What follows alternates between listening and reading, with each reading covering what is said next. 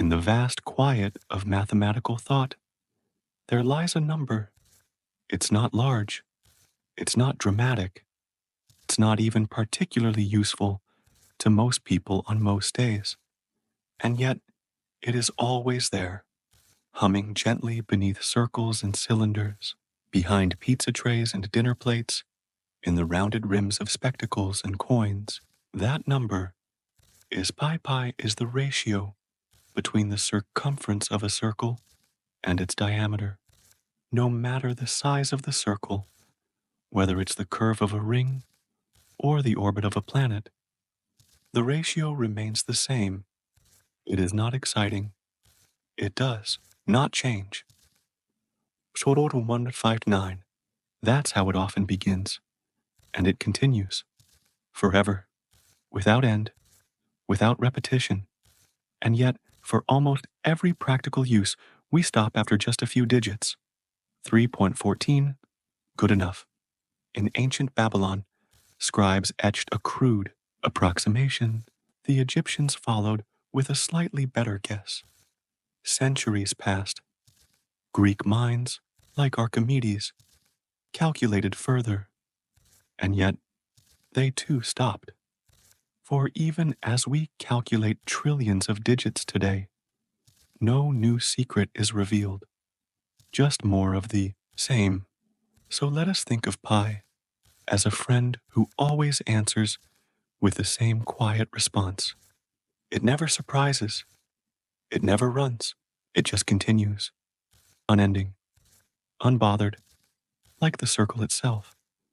Imagine a space so still, so empty, it contains nothing, not a breeze, not a whisper, not a mote of dust drifting through a sunbeam, a vacuum, the absence of matter. Aristotle found the idea unappealing. He believed that nature abhorred a vacuum. And so, for centuries, thinkers resisted the concept of nothing, but over time, through slow and cautious experimentation, scientists realized that even empty space could be studied, and it turned out to be not so dramatic. A vacuum is simply a space where pressure is lower, sometimes much lower. In a sealed thermos, the air has been gently removed. In an incandescent bulb, the vacuum prevents oxidation of the filament. Nothing dramatic, just quiet, empty space, performing an uncelebrated job. There are degrees of emptiness, partial vacuums, perfect vacuums, ultra-high vacuums. The more one removes, the less remains, until there is almost nothing. It's peaceful to imagine a tiny chamber where even air has quietly left, and what remains is silence.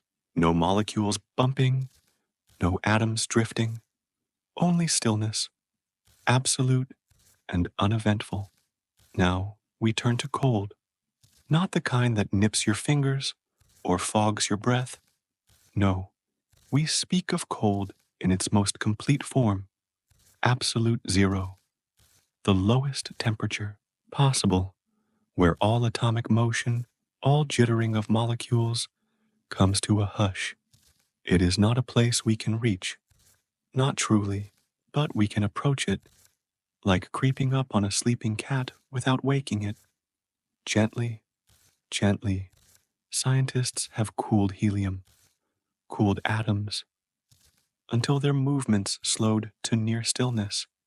At absolute zero, an atom simply stops. It does not twirl. It does not shake. It simply exists, quietly, motionless. There are labs, wrapped in silence and insulation, where researchers chill gases to a whisper above this limit. The numbers are elegant, 0.001 Kelvin, chilling, but in no rush. And what happens there?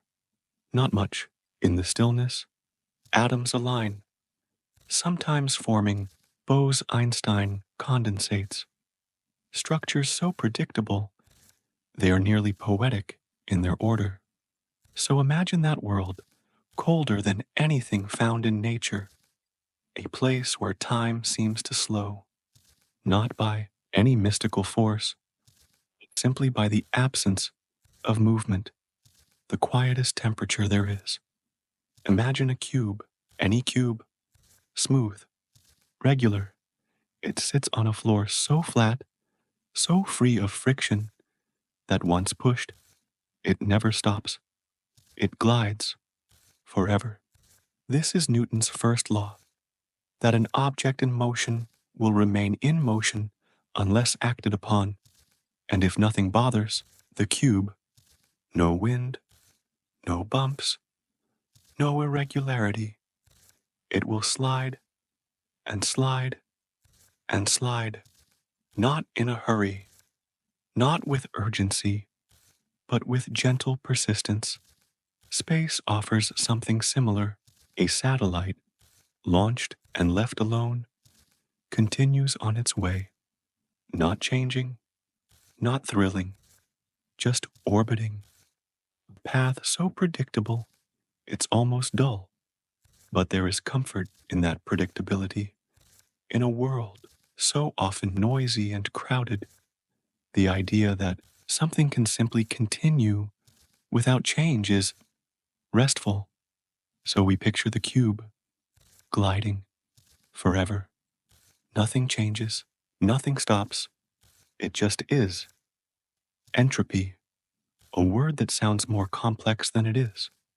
At its core, it's simply a measure of disorder.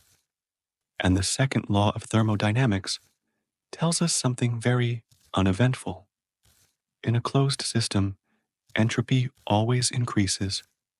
That is, things become more random. A hot cup of tea left alone becomes lukewarm. A scent, once strong, begins to fade. A stack of papers left on a table becomes slightly more scattered with time. Order fades, gently, slowly, and this happens not because something went wrong, but because it must. It is the default, the norm. It takes no effort. A gas released into a box spreads evenly, not because it chooses to, but because, in silence and in stillness, molecules drift until equilibrium is achieved.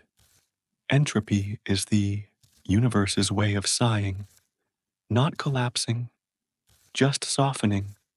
Let us now consider something rarely admired: dust, a fine layer atop the bookshelf, a coating on the rim of a windowsill, a few motes floating in afternoon light. Dust is everywhere, and quietly so. But did you know it can be classified? Household dust contains flakes of skin, tiny textile fibers, bits of soil, fragments of pollen, occasionally insect matter. If you had the right microscope and the right patience, you could label them all. Dermatophagoides pteronecinus, a dust. Mite, Gossypium hirsutum, a cotton fiber. Betula pendula, a grain of birch pollen. All quiet, all dull, all present. There are variations by region, by season, even by room. The dust on a kitchen shelf differs from that in a library corner. Not dramatically, but just enough to be noticed if one were to look closely, very closely. And the more you look, the more the patterns emerge, gentle, slow, ever accumulating. It is the most mundane ecosystem, and it waits, undisturbed, for observation. Now, we've wandered through circles and vacuums, through still temperatures and sliding blocks. We've thought of entropy and dust, theories that never shout, ideas that never rush. There is no conclusion, only continuation. As the mind drifts further from thought, the body yields to rest. Let these soft theories hum in the distance, like a fan across the room or the ticking of a slow, unchanging clock. Sleep now. The universe is still unfolding, quietly